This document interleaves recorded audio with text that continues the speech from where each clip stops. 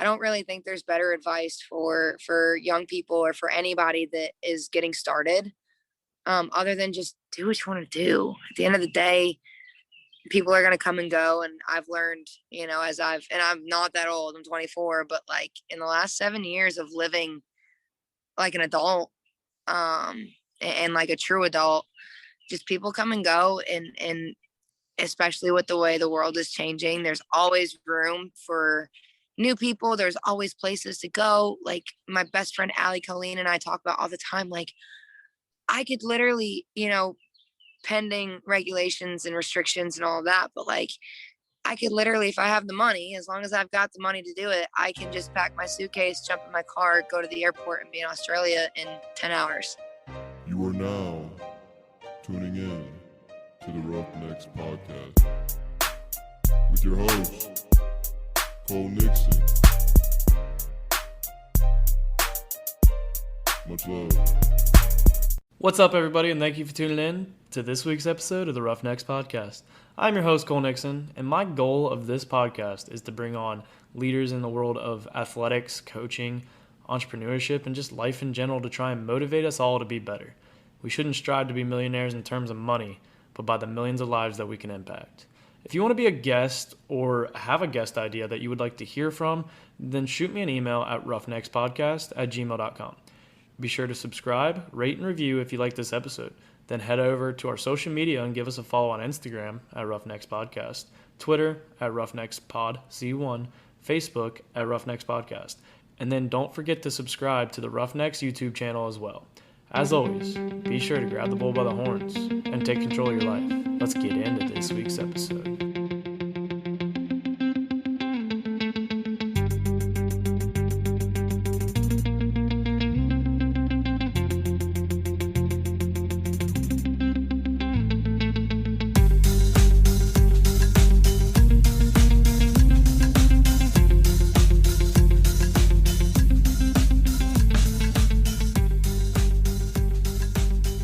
What's up, everybody? Welcome back to a double episode week. I didn't get an episode out last week, but instead I'll have a double episode week this week. This is episode 55 of the Roughnecks Podcast, and it's crazy to think that we are 55 episodes into it. Never would have thought that I'd even get to 55. I never even thought I'd get to 10, to be honest, but here we are at 55. Before we know it, we'll be on to 100. Probably going to have to do something special for that one. But if you guys ever hear or have a special guest idea for this podcast, shoot me an email at roughneckspodcast@gmail.com or message me on social media. Same is true with any questions. I actually decided today I am going to try it for episode 60. I'm going to do a Q&A episode. So on my story, I'll post it multiple times throughout the week, I'll have a question box where you can ask me questions and I will answer them on episode 60 just to try and switch it up a little bit. But we have the new topic this month of hard work. I had to think about that for a second because this is the first episode of this month. But hard work, and I can tell you right now, I have a special guest joining me today who has shown what a little bit of hard work and dedication can lead you to. Carly Rogers, welcome to the Roughnecks Podcast. Thank you so much for having me. How are you? Good. How are you? I'm doing good. I'm just sitting out here on my front porch on my stoop. It's nice to be able to actually sit outside now. It's not too hot. It's getting to that fall weather. It's the best time of year, in my opinion. Yes, and the sun just like now, all summer it goes down in like the deepest part of the tree line, so it stays on the house forever. But now it's moved over so far that like I get a lot more tree time, if that makes sense. Yeah. A lot cooler. I can sit out here in a hoodie and be fine. But yeah, exactly. So outside. So I like to allow my guests to give a background on themselves, and you have quite the background, so I don't want to mess it up. So I'll allow you to tell the Roughnecks listeners who you are. Yeah. So I grew up in Bennington, Vermont. My name is Carly Rogers. I'm 24. I currently reside in Dixon County, Tennessee. I just moved out of Nashville. It's like an hour outside the city. But yeah, I'm from Bennington, Vermont. I've grown up singing, performing, traveling for lots of different reasons, between BMX and other sports. And then of course now obviously singing and stuff. So, all that to say, I eat a lot of pizza and drink a lot of cold beer. I can get down to I can get down to both of those, the cold beer and the pizza. It's the perfect combination. It is one of the best combinations on this earth, in my opinion. Yes, absolutely. You can't beat it. Actually, after this, I'm probably gonna go get a pizza and watch Thursday Night Football. So the first thing I got to ask you is, how did you actually get into singing? Like, was there someone that inspired you? Because I read something that said from 5 years old, you knew that's what you wanted to move to Nashville. Was there someone who inspired you or something that inspired you? Was it just something that you knew you wanted to do? Yeah, so I just like anybody in my family will tell you, and it's so cliche, of course, but anybody in my family will tell you that I just have always sang. It didn't matter if we were in the car, if we were at a basketball game, if we were in the grocery store. And it didn't really even matter if I knew what the words were or anything like that.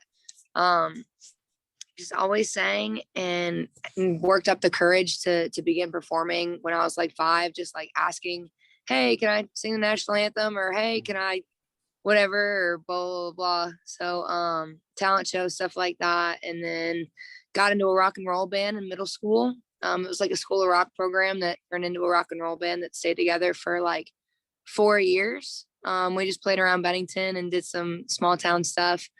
And then I just kind of started doing acoustic stuff, hiring a guitar player because I didn't know how to play at the time, and singing all over town in upstate New York and a little bit in Massachusetts and stuff, doing like national anthems and stuff like that. And I just applied to Belmont University in Nashville. My grandmother told me that, if you want to play country and rock and roll music, you got to go to Nashville. I knew I wasn't going to be an actress and I wasn't going to do theater.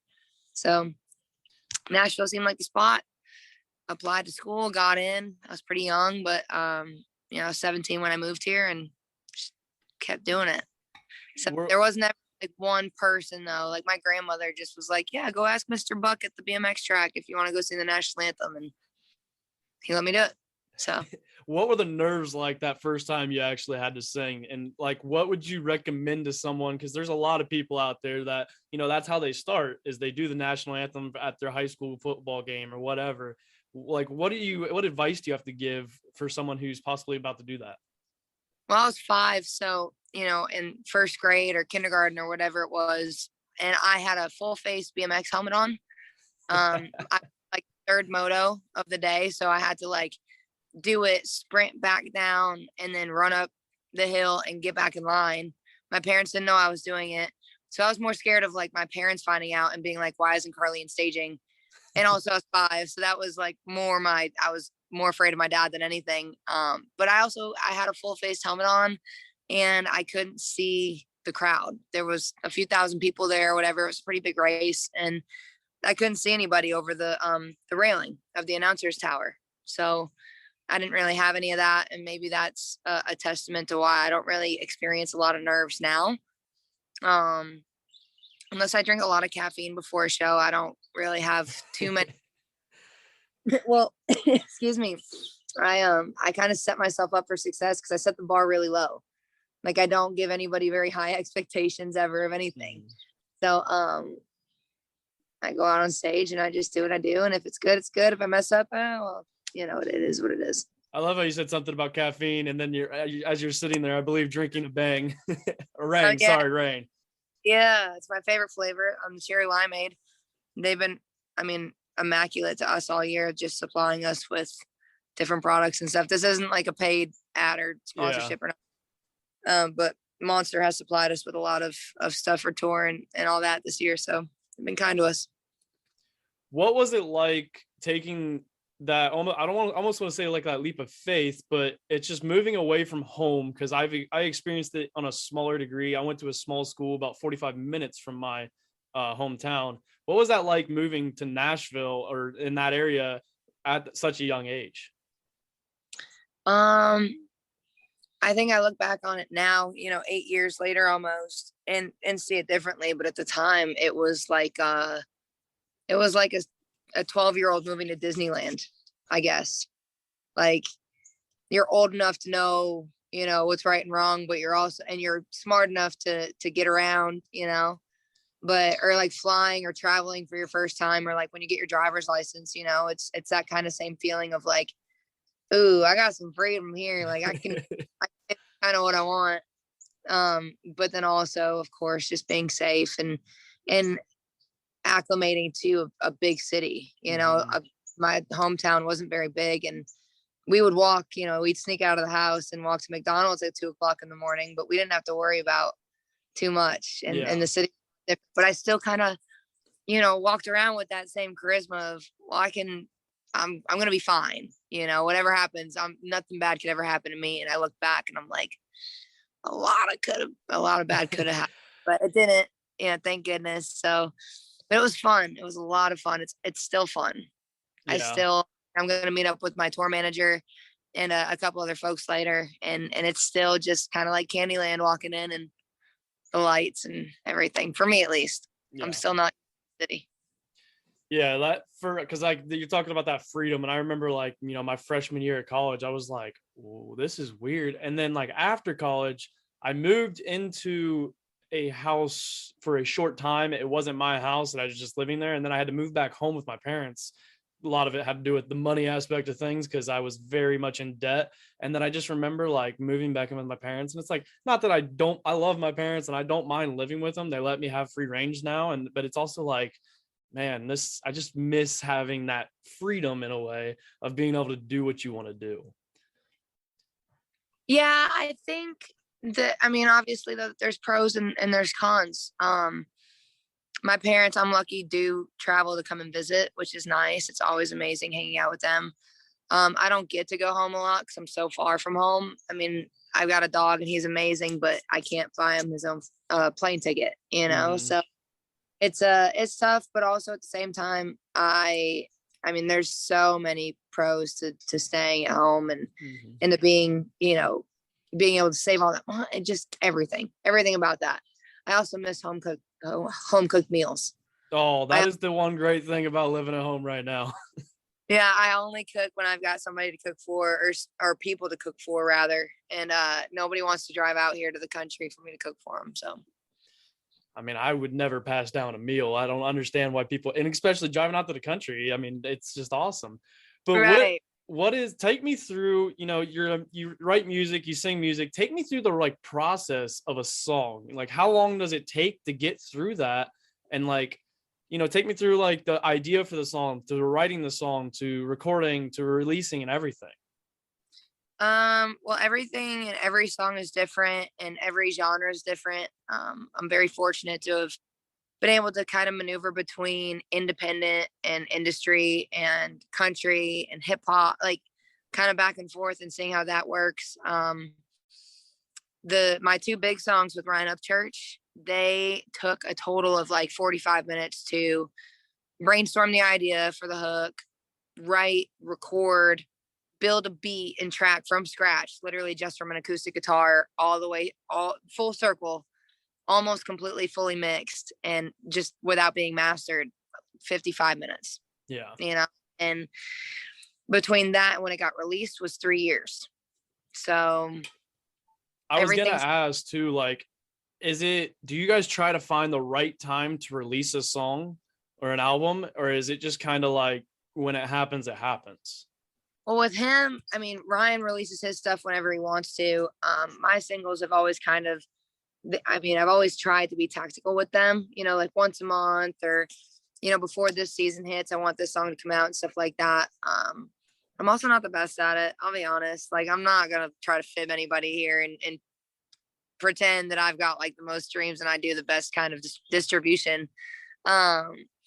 But that's the way I've always just kind of done it. But the country songs too are written differently, and they take a little bit longer. And a lot of times they have more hands in it rather. There's more pieces to that puzzle as opposed to the independent hip hop stuff. It's usually just both artists and the producer. So. Take me through that experience with Ryan Upchurch. How did that actually come about? Did you approach him? Did he approach you? Or was it just something that just kind of happened? Yeah, we were at a birthday party for a mutual friend of ours, and his name's Taylor Phillips. He's another incredible writer in Nashville. Another guy that's got both feet in both doors rather. And just his birthday party, we both were there, and Taylor just walked me up to Ryan and was like, "Hey, this is Carly. She's awesome. Yada, yada. You guys should work together, try getting in the studio together, whatever. And so probably a week later, we jumped in the studio and we made Step on It. And then we went in the next day and made Cowboy. A couple weeks later, we made another song called Smilin' with a guy named Demon Jones. But that's kind of how that relationship formed, and got to be really solid really quick. And ever since, obviously we've only done like 1 or 2 songs since then, but he's always been one of my biggest supporters and biggest fans. So it's been amazing having that friendship. And that's another thing too that I've realized with this podcast is like, you want to build those kind of relationships in any career. Find the people who are doing almost bigger things than you. Like, I have people like you on this podcast, like Chris Lee, Granger Smith's tour manager, and like it's opening the door. Like next weekend I'm going to Granger Smith's show and ended up going to meet it up with Granger and all them, and it's just like it opens the door for opportunities. And that's that could come with any career whatsoever. It's one of those things. Relationships are a very big thing, and I was taught at a young age, don't burn bridges too quick, because you never know when you might need that bridge again. Yeah, well, and of course, being friends, and being affiliated with Upchurch may or may not have burned bridges along the way too, just because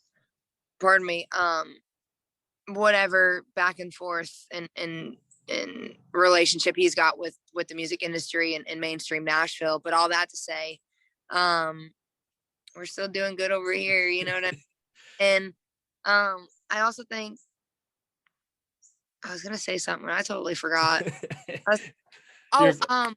We just opened for Ryan's management put me on the Tailgate and Tall Boys Festival with Granger. Yeah, so I saw that festival, and I'm like, because I watched some of Granger Smith's videos that he has with the Smiths, and I was watching some other people's of the Tailgates and Tall Boys, and I was like, I need to be there next year. Like that place looks awesome. Yeah, well, there's 2. So there's one in Peoria and there's one in Taylorville. We went to Peoria, and it was, just exceptional. Ludacris, Sam Hunt, Florida Georgia Line, I think. Hardy. I think Hardy was like the lowest on the poll, you know what I mean? And then Taylor, our lineup was my dream lineup, with Granger and Cadillac 3 and Ernest and Chase Matthew was on it too. But I didn't get to interact with their team that much. I'm very sad about that. But I heard great things, of course, but I was listening to that podcast earlier, obviously, because you as a reference. And yeah, man, they seem like amazing people. I heard nothing but kind things about all of them. I think my parents might have met him. They said nice something. But he was one of the people, when I found Yee Apparel, my friends are like, dude, you're way too obsessed. And I'm like, you know what? I don't care. Let me have my obsession. Everybody has their one little thing that they're obsessed with, and let me have it. And it's also just it gives me something to have fun with, like this concert. I can't tell you the last time I went to a concert. And it's I love concerts, but I also I get so busy that I just, I'll be like, oh, there's a concert. And then I'm like, yeah, I want to go to it. And then it passes by and I'm like, oh shit, I've completely forgot. And then, so that happens all the time. But take me through too, that first time you had a concert and you were singing in a lineup or whatever, what that experience was like. Did you almost get that feeling, that sensation? I finally made it, or did you already feel like you almost made it at that point? Well, I have yet to have, and I'll be transparent, it's always insane opening for somebody, of course, and having big crowds. And I hope the birds aren't too loud out here, by the way, for anybody. No, that's good background noise. That's better than some other ones that I possibly have had. Yeah, it's so relaxing. But I haven't had my own audience, yet. So I don't know if I've gotten that full experience of, oh man, this is it, this is that feeling. I think I came kind of close, and I wasn't even on the lineup, but maybe earlier this year, was it in February? I think Ryan played at the Corbin Arena, and it felt really cool to be included with that group of people and that arena, that show being the first sold out country rap show, and being able to run up on stage, and that was pretty neat. But of course, like I said, that wasn't my crowd. So hopefully November the 12th, I'm headlining the Cotton Eye Joe. And that was the first opening slot, first real venue that gave me a shot at like opening for an artist, just independently, being there with Ryan and then with Mitchell Tenpenny and Taylor Ray Holbrook. And so they're giving us our own headlining slot. And I'm really hoping that we sell 1,500 tickets, man. It'd be amazing. So Well, I can tell you right now that I'm already looking at those tickets because when I saw you post about it on your story, I was looking at it like, I mean, Knoxville's not that bad of a drive from Ohio, so might as well. I mean, I'm driving 5 hours to Grand Rapids, Michigan, so. My best friend is also driving from Ohio, kind of Cleveland, between Cleveland and Canton area, and maybe you guys can carpool or something. I'm not going to volunteer. I'm just saying that might be an option, but also no, it's not a far drive at all. And UGA plays at UT the next day, so perfect. Sweet. Yeah, perfect college football weekend. Yeah, but now I just got to stay for the whole weekend. Gosh. And then Hayden Kaufman plays Saturday night in Knoxville, so you can get 3 birds stoned. This just sounds like a win-win-win. I mean, what is it? 3 strikes and you're signed up? Exactly, something like that. What do you think? What would you say is your favorite song that you've ever had, and why? I guess. Well, right now, I mean, I've always been like a right now as far as favorites go, colors, foods, music, all that. And right now, my favorite is a song that hasn't come out yet. My Jesse Triplet is gonna get in the studio with me next week for it. But it's called Everyone's Got One, and it's just about something my dad always says, you know, everyone's got one. But as far as songs that I put out so far, I think These Walls is probably like up there just because it's about the house that I grew up in. We shot the first music video I've ever shot before in the house that I grew up in, and my baby cousin's in it, and my grandmother's in it, and my cousin Henry's in it. So all that to say, I mean, it's a really special project that all came out, you know, together, and that song specifically. So what's the process like of recording a music video? I guess I've seen some artists put some videos out behind it, but what's that process like? Is there a lot of stuff that goes into it? So your girl's simplistic, right? Like I can appreciate that as a person who's very simple as well. Yeah, or simple, I guess is the word. I'm trying to like be too complicated over here. I'm trying too hard. But I oversimplify everything. And so when we wrote it, my producer at the time, I was like, hey, you happen to have any time in the next like week or two to drive to Vermont? And he goes, I got 3 days off this week. Like, when do you want to go? I go, do you want to leave tomorrow? And we'll come back Thursday. We jumped in the car, drove through the night from Nashville all the way up through Virginia. Virginia, DC, Baltimore, New York, all the way up to Vermont, and then shot the music video in like 2 days and drove back. Alejandro flew. And it was very easy, very simple. We knocked out like 2 photo shoots while we were there. I almost knocked out like 2 locals at the pizza place. I mean, it was just, you know, it was very quick in and out. I'm just kidding. I didn't almost knock out anybody out, but it was a bad joke. But yeah, so it didn't take much for me. I'm also like low budget and simple, and like what you get is what you get. And if you don't like it, then it's fine. I can tell you from like, I've seen that video and it doesn't seem like it's like a in and out thing. It seems like there was a lot behind it, and it's a quality video. Yeah, no, we probably only took like 3 hours of shooting. I mean, we would take 5 or 6 takes in one outfit. I'd go change, spend 30 minutes talking to my cousins out at the pool party that they were having out back. Like, we had like a music video party, but we weren't a part of it. Everybody had while we were in the house, and it was to keep everybody out of the house, you know. And then we shot a couple scenes over at my grandmother's house, which of course, like, that's a insider secret. My grandmother lives right around the corner, and there was some stuff in there that we took, but yeah, I mean, it was just very quick, easy, couple hours this, couple hours that, and then we drove back. But the driving, I mean, it's 20 hours one way, so yeah, that's a lot. We talked a little bit about places. I got something in my eye that is bothering me, but we talked a little bit about places you've sang and like places you're going to be singing here soon. If there is one place that you could have at your concert, where would it be? Do you have a specific place that you've always wanted to sing at? Yeah, I really want to play, and it wouldn't even matter if I was the opener, or headlining for me at least. But I really want to play the Saratoga Performing Arts Center. It's an amphitheater. That's where we went to all of our country music concerts and stuff like that growing up. Um, Also, I would really love to throw like a big headline concert at the Stockyard in Holiday, Florida. It was a big venue. It was a part of me growing up and seeing concerts there and stuff. And I've opened for a bunch of people there too. So that's kind of like next on the list, but like 6 or 7 steps up is spec. Tell me this. So for all the people listening who are possibly about to jump on the bandwagon of Carly Rogers, where can we see your music career going? Where do you want it to go? I guess, like, what are the goals that you have for, say, to see your career progress? Man, I hope we see each other everywhere.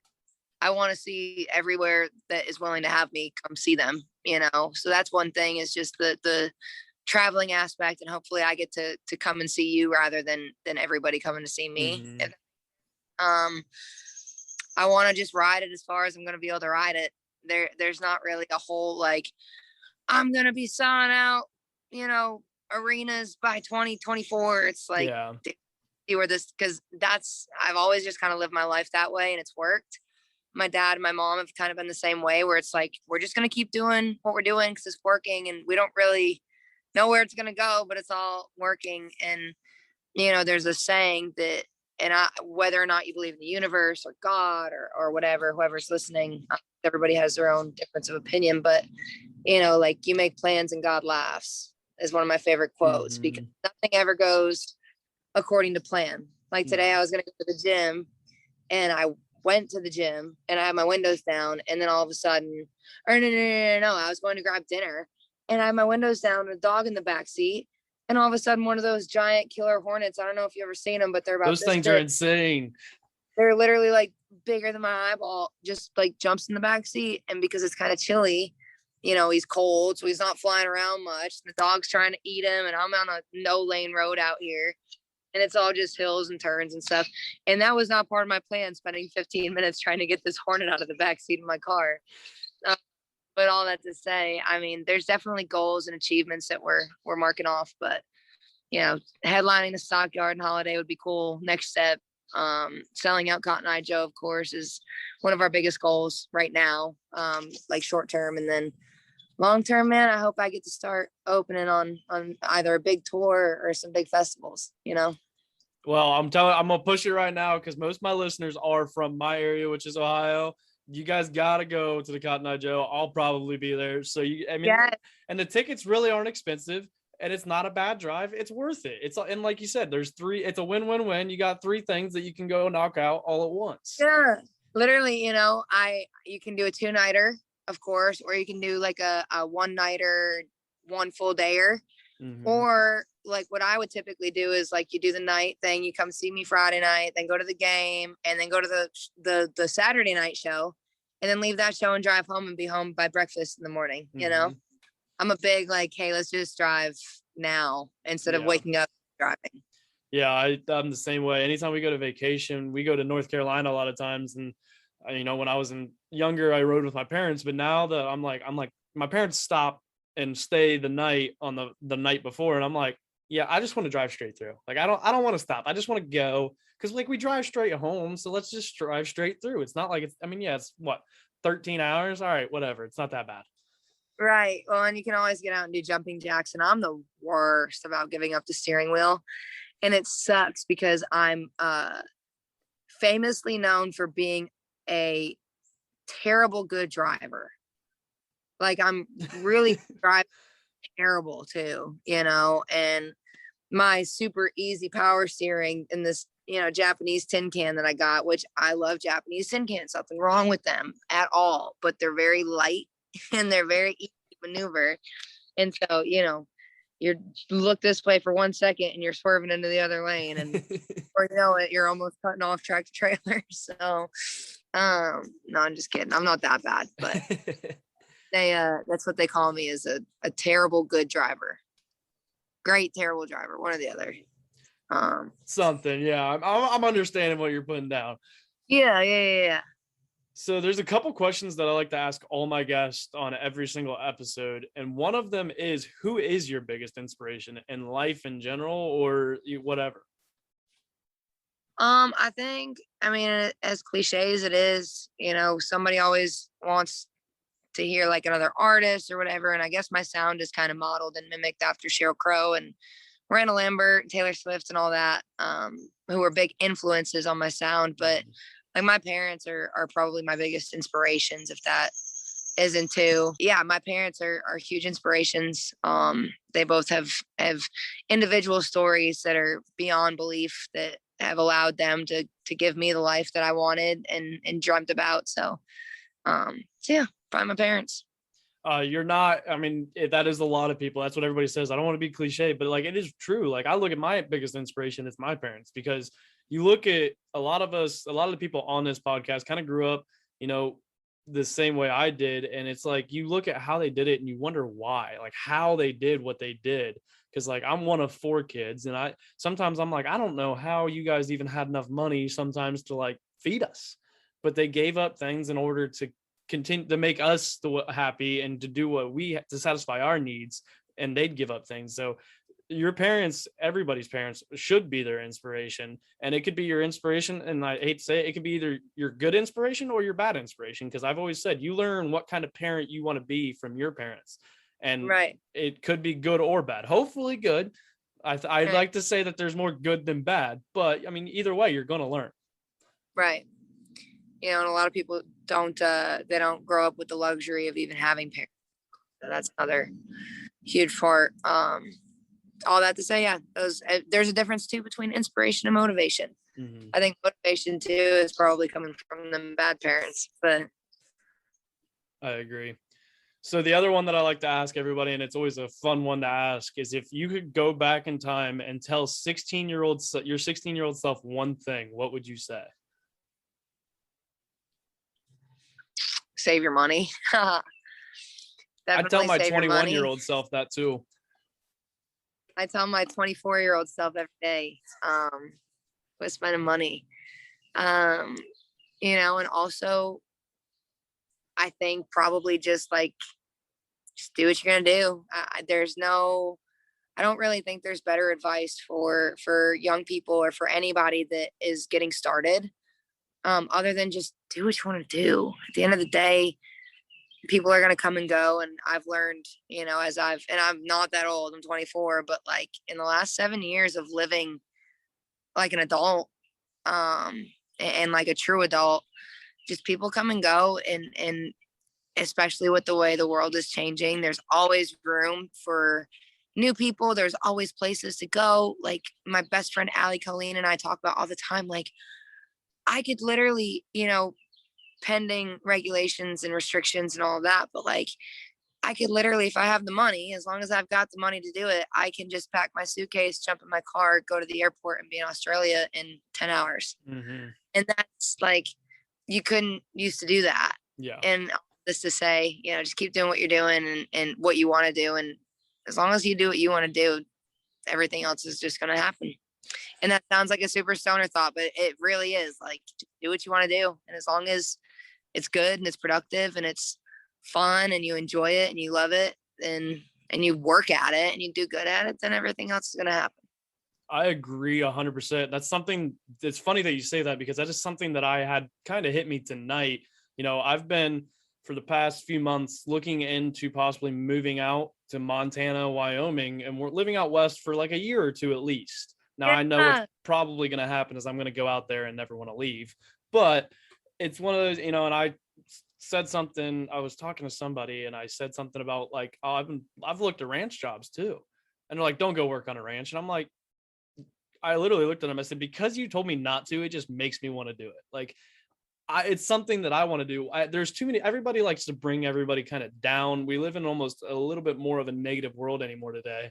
And like, just like you said, go do what you want to do. As long as you work hard at it and it's actually like thought out. Now, don't just go crazy and do like something that you didn't actually kind of think through. Like, yeah, that's sometimes okay, but like you got big decisions like moving halfway across the country. That's something you actually have to think out a little bit, but do what you want to do, because at the end of the day, you're living your life and nobody's gonna like, don't let other people try and live it for you. Dude, I don't know where in Ohio you live or what it looks like or what it, whatever's tying you down there or whatever's pushing you out of there. But I spent 3 days in Wyoming and 4 days in Montana last month, August, 2 months ago. And it's so cheap out there, for one. Like, just rent in Sheridan, Wyoming, which is like a really nice town. Super cheap compared to like Nashville or anything like that. Nashville, super cheap. Like, I went to a stand-up comedy show the other day, and this guy from New York tried to make a joke about rent, and how like whatever his rent was cheap, but it's like 3 times more than what the average like Nashville rent is. He's like, yeah, $3,000 for a 2-bedroom, pretty cheap, and we're like, wait, what? You can't make that joke here. You got to lower that number. But yeah, I think that if that's what you want to do it. Why not? Yeah, I will say the only thing that is kind of tying me down is the 7, 8 nieces and nephews that I have. That's the only thing that I look at them. I'm like, man, that'd be, because I am close with all of them. It'd be like, but I'm like, get older. Yeah, it'll be hard to get older. That's the thing, is like, I'm 23 now. Like, that's when I first told my parents I was considering it, they were like, do it. Like, now's the time to do it. Don't wait, because eventually that like thought is just going to completely pass you by. There's going to be kids and a wife and other things involved where you're not going to be able to just pack up and go out west and just do what you want to do. Right. 100%. Yeah. But this leads us into my favorite segment of the podcast, which is Motivation Monday, y'all. Let's get after it.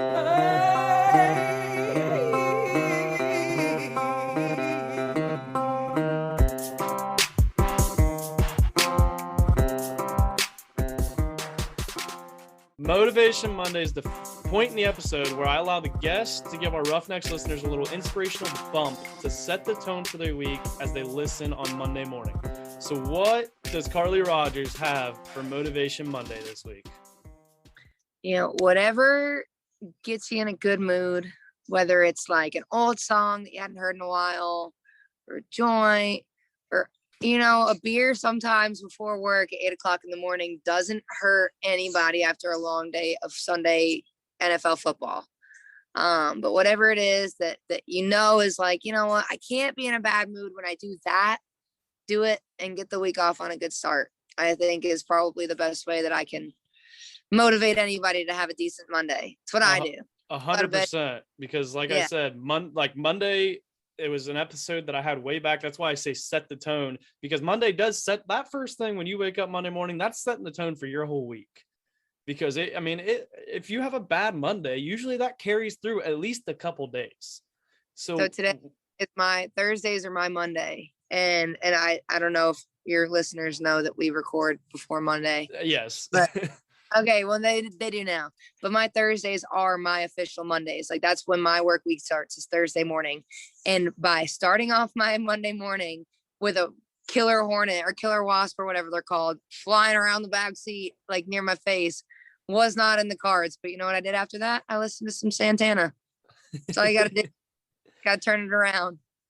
100%, because you might have something that goes wrong, but you got to turn it around. That goes with the slogan of my podcast, which is grab the bull by the horns. And it's the whole thing of a bull is going to knock a bull rider down, but that bull rider is going to get right back up. And it's get up, grab the bull by the horns, and take control of your life, because no one else can control your life but yourself. Other people might try, but you are the one living your life. There's no one that's going to live it for you. Right. 100%. But with that is a wrap on the 55th episode of the Roughnecks podcast. Thank you so much, Carly, for coming on the podcast. Where can people follow you on social media and find your music? Yeah, Spotify, YouTube, iTunes, Google, Amazon, Patreon. Everything's Carly Rogers. That's Carl with a Y, Rogers, no D. And then also coming to a city near you. I'm on Bands in Town. All my tour dates are on there. They're kept up with weekly. Things are being added all the time. So just come check us out. Be sure to go follow her. Check out her music. Trust me, you'll want to. I've been listening to it a lot lately now, actually. And like I said at the beginning of this episode, if you guys ever have a guest idea, shoot me an email over to roughneckspodcast@gmail.com. But until next week, you guys know the deal. Life is hard and it's going to knock you down just as a bull does to a bull rider. Don't let the bull of life walk all over you. Get up, grab the bull by the horns, and take control of your life.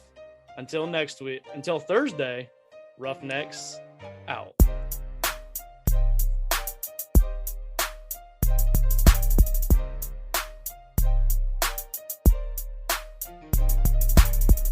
Oh, thank you.